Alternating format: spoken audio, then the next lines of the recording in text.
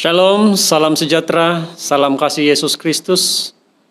Di dalam suasana yang sungguh indah, boleh bersama-sama dengan saudara dan saudari di malam hari ini dalam pertemuan Minggu Sembahyang ya di tahun 2020, di mana kita boleh bersama-sama menikmati firman Tuhan yang sudah disediakan oleh GC kita, yang firman Tuhan ini boleh mengangkat saudara dan saudari ketika kita mendengarkan dan mempelajari akan firman Tuhan.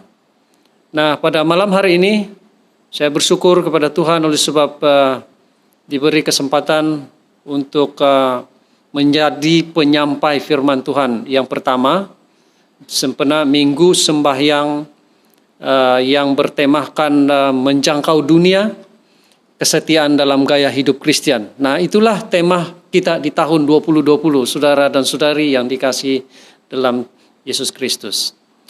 Nah, apa yang saya mau kongsikan kepada saudara dan saudari penonton yang berada di rumah pada ketika ini adalah saya ingin menyampaikan firman Tuhan yang berjudul Firman-Mu pelita bagi kakiku.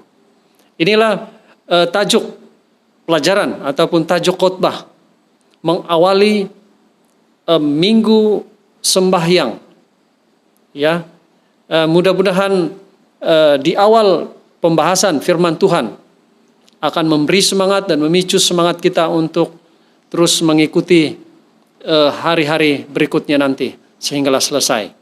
Baik saudara dan saudari yang dikasihi Tuhan, bila kita membahas tentang firman Tuhan pelita bagi kakiku, sudah tentu kita akan apa? Kita ada banyak pertanyaan. Ya.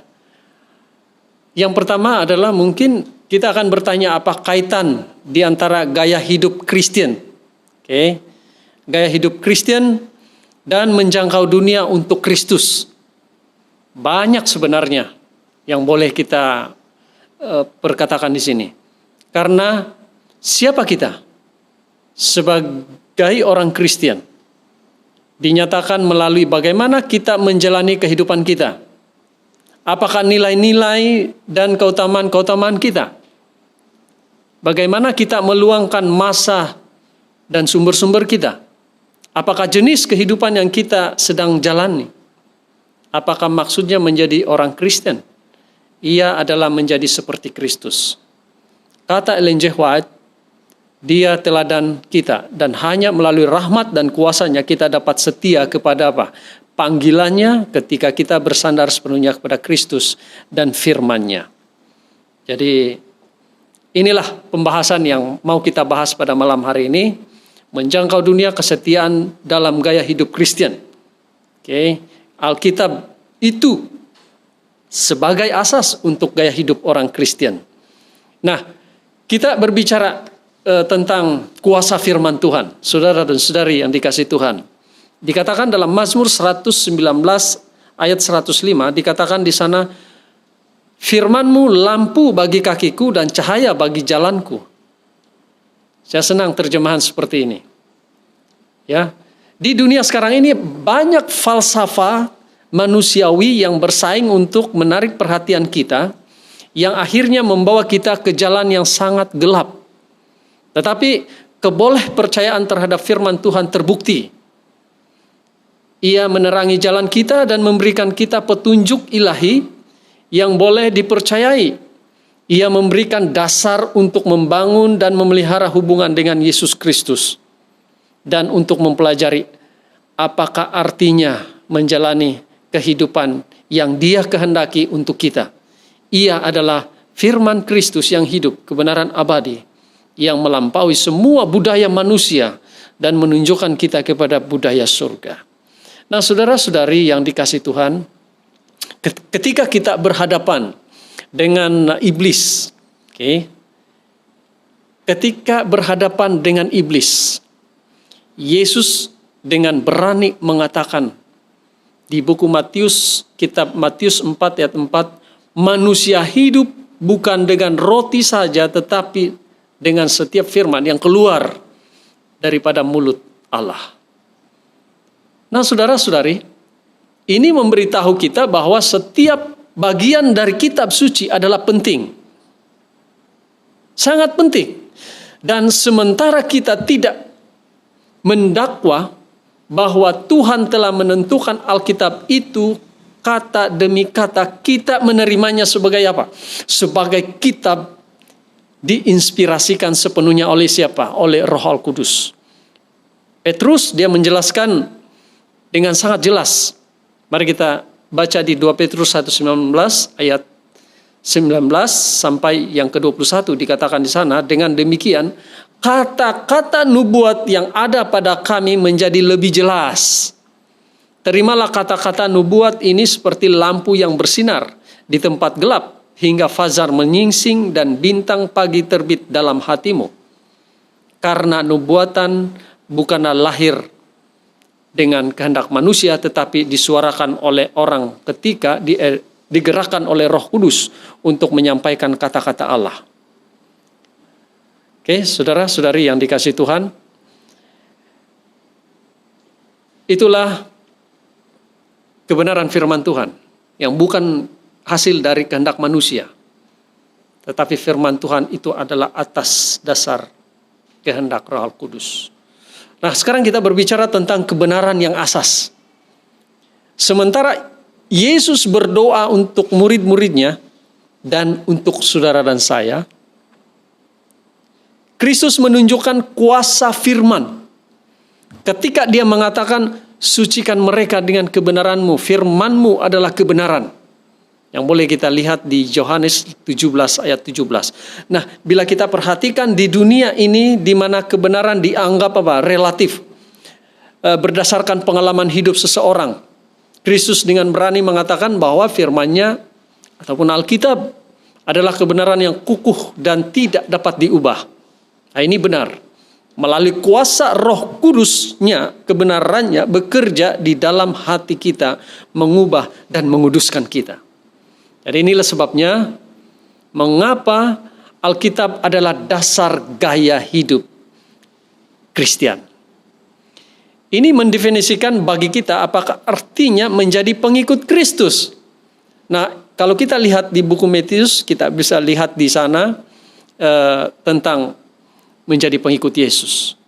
Dan ia memberikan kita teladan. Kita dapat perhatikan di sana, Yesus memberikan kita teladan dan mengungkapkan bahwa jalan pengkhianat syarat dengan penderitaan. Boleh kita lihat itu di Amsal 3 ayat 15. Dan dia memberikan kita kebijaksanaan abadi. Menjadikan kita kebijaksanaan untuk diselamatkan. Nah, boleh kita lihat itu di 2 Timotius 3 ayat 15. Namun cukup sederhana sehingga seorang anak kecil pun dapat memahaminya. Bukan susah untuk memahaminya, saudara dan saudari. Kalau kita perhatikan sejarah dan nubuatan, kita telah melihat tentang bagaimana Tuhan telah memimpin di masa lalu. Dan diberi jaminan bahwa apa yang terjadi akan dikotakan. Inilah dia. Apa yang dikatakan, dikotakan. Yesua 21:45, 2 Korintus 1 ayat 20. Jadi melalui lembaran-lembaran kitab suci, kita mempelajari tentang asal-usul dan nasib kita. Itu kita bila lihat di Kejadian 1 ayat 1, Wahyu 21 ayat 17, dan Wahyu 22 ayat 17. Jadi saudara dan saudari yang dikasihi Tuhan, kita dapat mengenal Tuhan melalui Alkitab dan doa. Jika Anda mau berkenalan dengan Juru Selamat, pelajari Alkitab, saudara.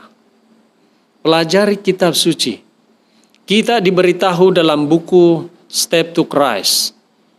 Dikatakan di sana, isikanlah seluruh hati kita dengan firman Tuhan. Ia adalah air hidup yang menghilangkan dahaga yang membara. Ia adalah roti hidup dari surga. Saudara-saudari yang dikasihi Tuhan, Ellen White menjelaskan Alkitab tidak hanya ditulis untuk para sarjana sahaja. Ya, sebaliknya Alkitab itu ditulis adalah untuk orang biasa.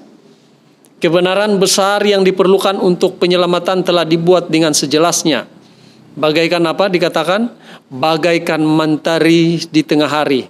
Dan tidak ada sesiapa yang akan tersilap dan tersesat kecuali mereka yang mengikuti pertimbangan mereka sendiri. Artinya mereka hanya menggunakan akal pikiran, akal budi mereka sendiri. Bukan berdasarkan atas kehendak Tuhan semata-mata. Kemudian Ellen G. White juga memberi amaran.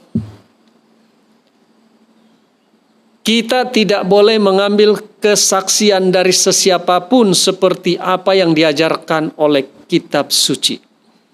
Melainkan harus mempelajari firman Tuhan untuk diri kita sendiri. Jadi saudara-saudari yang dikasihi Tuhan, seperti itulah kita memperlakukan firman Tuhan. Nah, berikut kita pergi kepada penafsir sendiri. Kaidah ini disokong oleh pendekatan biblical historical ataupun alkitabiah sejarah atau alkitabiah tata bahasa. Nah, untuk membaca firman Tuhan seperti yang dijelaskan dalam dokumen kaidah mengkaji Alkitab yang dipilih oleh gereja sedunia. Ini adalah satu kaidah yang digunakan. Ini juga kaidah mengkaji Alkitab yang diperiksa dengan teliti, ya. Dan ini memungkinkan Alkitab menjadi penafsirnya sendiri. Jadi kaidah yang dianjurkan oleh gereja sedunia dari GC, kita boleh perhatikan di footnote dia di sebelah bawah. Kalau saudara ingin search itu di internet, kita boleh ikuti ataupun ketahui kaidah mengkaji Alkitab yang seperti apa yang dianjurkan oleh apa? Oleh GC kita. Jadi kaidah ini memang baik, memang bagus. Oke. Karena Alkitab akan akhirnya menjadi penafsirnya sendiri. Jadi Alkitab itu berbicara atas dirinya sendiri, bukan atas kehendak manusia. Bukan apa kata ide manusia. Tetapi Alkitab menjelaskan dirinya sendiri, berbicara terhadap dirinya sendiri.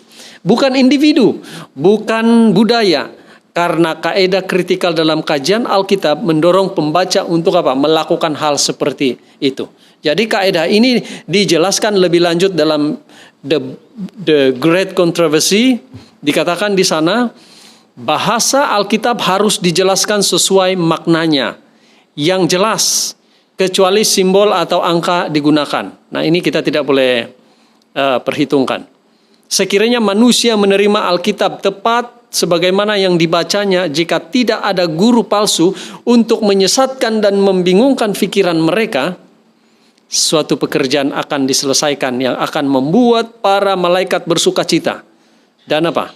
Yang akan membawa beribu-ribu orang kepada Kristus yang kini sedang mengembara di dalam jalan yang tidak benar. Artinya banyak jiwa-jiwa di luar sana akan diterangkan, mendapat pencerahan yang jelas oleh karena Alkitab. Biarkan Alkitab itu sendiri berbicara ke atas hidup mereka. Saudara-saudari yang dikasihi Tuhan, selama berabad-abad pria dan wanita yang beriman telah mengambil risiko yang besar dalam menerima Alkitab tepat seperti yang dibacanya. Bahkan ada yang mengorbankan hidup mereka demi kesetiaan mereka terhadap kitab suci. Hari ini buku itu sendiri sudah tersedia. Setiap tahun lebih dari 100 juta Alkitab dicetak. Dan boleh kita dapatkan aplikasi Alkitab yang boleh dimuat turun. Mempunyai lebih daripada 100 juta jumlah muat turun. Bayangkan ini saudara-saudari. Kita itu boleh kita lihat di, kalau kita mau cari informasi terkini perkembangan Alkitab ke seluruh dunia, baik itu dibukukan ataupun di media sosial, di aplikasi Alkitab, itu boleh kita ambil di di footnote dia 29 good Bible sell statistik, kita boleh search itu di internet, ya. Baik, ini adalah tambahan kepada banyak versi dalam talian yang lainnya yang tersedia kalau mau dicari. Baik, yang berikut, mempercayai firman Tuhan. Ini sangat penting. Saudara percaya atau tidak percaya, itu terserah saudara. Tetapi Alkitab berbicara tentang kebenaran. Yang jelas, ramai orang percaya bahwa adalah penting untuk memiliki Alkitab. Tetapi berapa ramai? Ini pertanyaan saya. Berapa ramai yang percaya bahwa adalah penting untuk membacanya, merenungkannya, dan mengikuti nasihatnya? Saudara-saudari yang dikasih Tuhan, orang-orang Yahudi di Berea pasti berpikir seperti itu. Oke.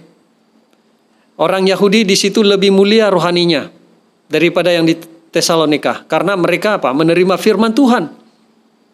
Firman Allah dengan amat sukacita dan menyelidiki kitab suci untuk memastikan setiap kebenaran yang dikatakan Paulus di Kisah 17 ayat 11. Jadi kita juga boleh melakukannya.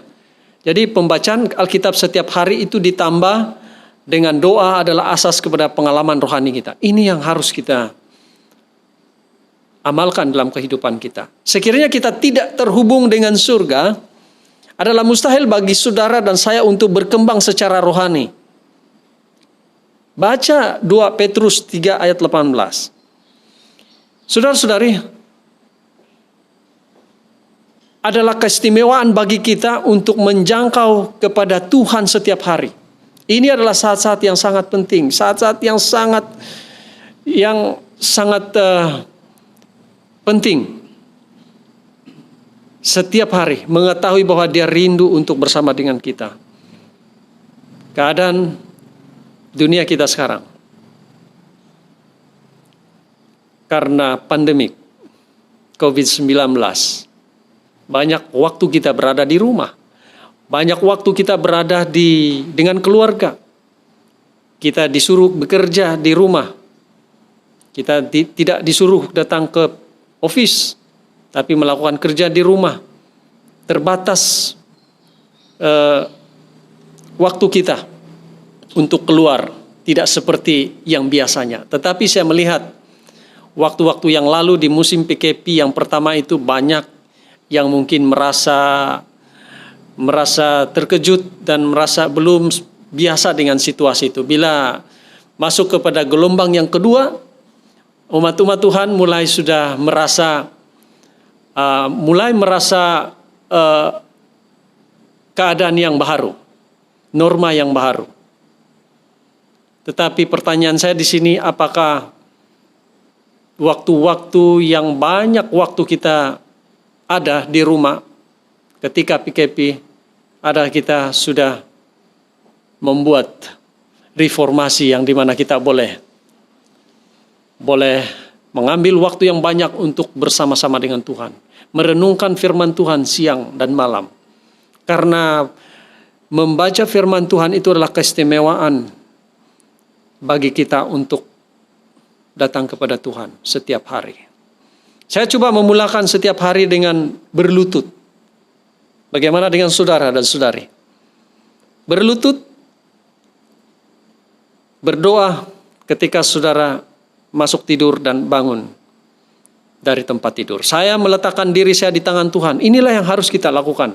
Kita harus letakkan diri kita di tangan Tuhan. Memohon kebijaksanaan dan Roh Kudus dalam hidup kita. Tuhan tidak pernah gagal dalam ketentuannya. Untuk apa? Untuk kita. Saya coba untuk membaca Alkitab dalam cara yang sistematik. Dengan mengikuti rancangan pembacaan believe his prophet. The Bible's reading plan can be accessed at, kita boleh buka itu di mana? Kita search di internet.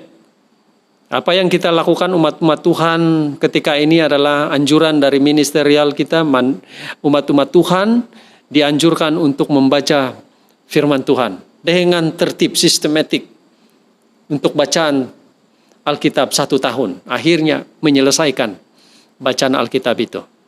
Nah, ini bukan karena sekadar tuntutan, tetapi ini adalah karena ada kepentingan yang luar biasa di sebalik pembacaan itu. Kita mau membangun hubungan kita dengan Tuhan melalui firman Tuhan. Ya, saudara dan saudari.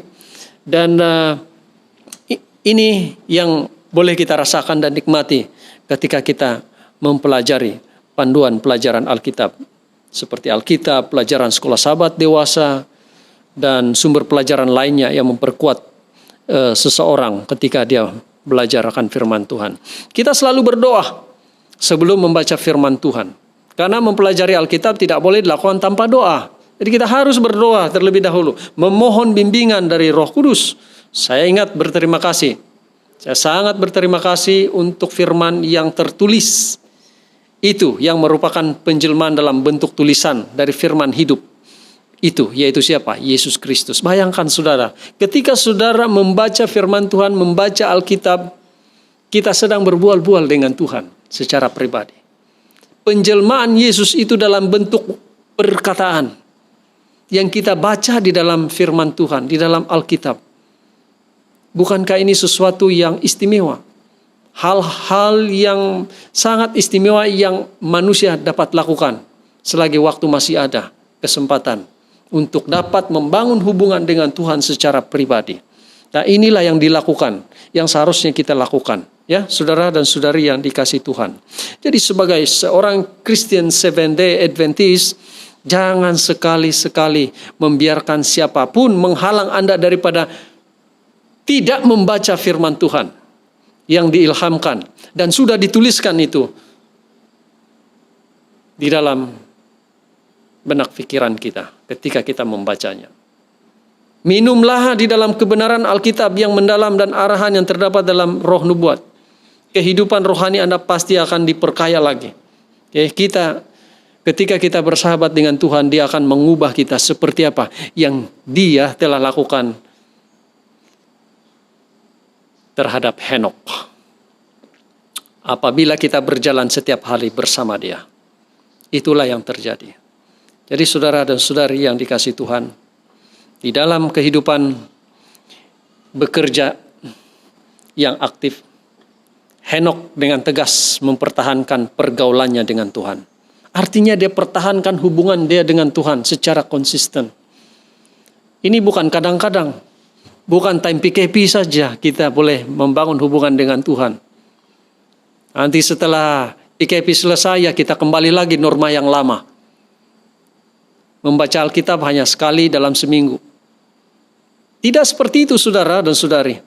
Seperti yang Henok lakukan. Dia mempertahankan bekerja yang aktif. Menjadi seorang yang mempertahankan pergaulannya dia dengan Tuhan. Apabila pekerjaannya menjadi semakin besar dan semakin menekannya, doa juga menjadi semakin kuat dan semakin bersungguh-sungguh. Inilah yang dihadapi. Semakin besar tantangan kita di luar sana, semakin kuat kita dengan Tuhan.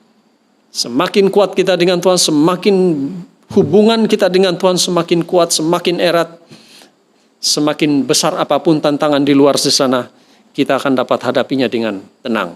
Dia akan mengasingkan dirinya. Ini yang dilakukan. Menghabiskan satu waktu di dalam kesunyian, kelaparan dan kehausan akan pengetahuan ilahi yang hanya dapat disampaikan oleh Tuhan sahaja terhadap diri Henok. Melalui pergaulannya dengan Tuhan, Henok semakin hari semakin dapat mencerminkan image ilahi itu. Bayangkan saudara, ketika saudara membaca firman Tuhan, apa hasilnya saudara? Saudara bertambah pintar berkhotbah, pintar menyampaikan pelajaran sekolah sahabat, pintar dalam menyampaikan segala macam pelajaran Alkitab, pintar berdebat dan sebagainya. Apakah itu hasilnya ketika kita sudah semakin berhubungan dengan Tuhan, semakin membaca firman Tuhan? Tidak saudara. Semakin kita membaca firman Tuhan, semakin kelihatan ketelanjangan kita. Semakin kita tidak merasa layak. Tidak merasa kita tidak layak di hadapan Tuhan. Inilah hasil membaca Alkitab itu saudara. Itulah yang dirasakan oleh Henok. itu semakin dia kuat di hadapan Tuhan oleh karena hasil dari membaca dan mempelajari firman Tuhan. Akhirnya firman itu hidup di dalam dirinya, menghidupkan firman Tuhan. Jadi saudara dan saudari yang dikasihi Tuhan, kita bersyukur karena kita mengenal Tuhan. Kita juga harus berjalan bersama Tuhan. Ketika kita melakukan ini, wajah kita akan disinari oleh terang kehadirannya. Ini adalah tulisan Roh Nubuat mengatakan, kita akan berbicara mengenai kuasanya dengan mengatakan, puji Tuhan, Tuhan itu baik. Dan firman Tuhan itu adalah baik. Dan mereka yang akan diubahkan pada akhir zaman nanti adalah mereka yang bergaul dengan Tuhan di muka bumi ini. Kita boleh perhatikan itu di buku Ellen G. White, ya, footnote yang ada di tampilan slide yang saya sudah berikan. Betapa luar biasanya hak istimewa yang kita miliki saudara-saudari. Untuk bergaul dengan Tuhan setiap hari melalui kaidah yang Dia sudah berikan. Dan sungguh satu kegembiraan untuk mengetahui bahwa suatu hari nanti Dia datang untuk membawa saudara dan saya pulang. Jadi saudara-saudari yang dikasihi Tuhan, sebagai kesimpulan dari firman Tuhan, saya mengajak saudara dan saudari, jangan abaikan firman Tuhan. Jangan pernah mengabaikan firman Tuhan itu berlalu tanpa dibaca setiap hari. Ambillah waktu dan bangunlah hubungan dengan Tuhan secara pribadi. Mengambil waktu untuk membaca firman Tuhan. Karena firman Tuhan ini, Mazmur sudah katakan, firman Tuhan adalah pelita bagi kakiku dan terang bagi jalanku. Jadi inilah yang menuntun kita sampai kepada Maranatha. Banyak cabaran kita di hadapan ketika di depan nanti. Kesukaran-kesukaran. Tetapi Alkitab menjadi penuntun kita yang cemerlang. Bahkan bukan menuntun saya, tapi menjadi apa? Menjadi pemerkasa. Menjadi kuasa. Menjadi pelindung bagi kita. Menjadi orang-orang yang apa? Orang-orang yang tidak gentar dan takut terhadap dunia. Itu sebabnya saudara, saya ingin mengajak saudara untuk terus mentaati firman Tuhan, membaca. Ketika kita sudah membaca, kita akan menghidupkan kebenaran firman Tuhan itu.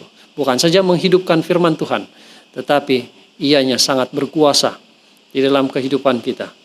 Karena kuasa firman Tuhan itu menjadi perisai bagi hidup kita. Saudara-saudari, kita sudahi dengan doa penutup. Mari kita berdoa. Tuhan Maha Besar yang bertakhta bersemayam di dalam kerajaan surga, kami bersyukur oleh karena Tuhan sudah begitu baik memberi tuntunan yang ajaib, yang sempurna sehingga kami dapat menerima firman Tuhan dengan jelas dan pekabaran yang sudah disampaikan, yang kami sudah bacakan dari firman Tuhan dan dari tulisan-tulisan Roh Nubuat, memberi kekuatan dan keteguhan bagi iman kami. Kami mau terus mengadakan hubungan dengan Tuhan dan mau berbicara dengan Tuhan setiap waktu melalui Alkitab dan firman Tuhan. Karena persiapan inilah yang terbaik bagi kami dari sekarang sampai Maranatha. Karena kami dapat menyisihkan waktu setiap saat di dalam kehidupan kami untuk bersama dengan Tuhan.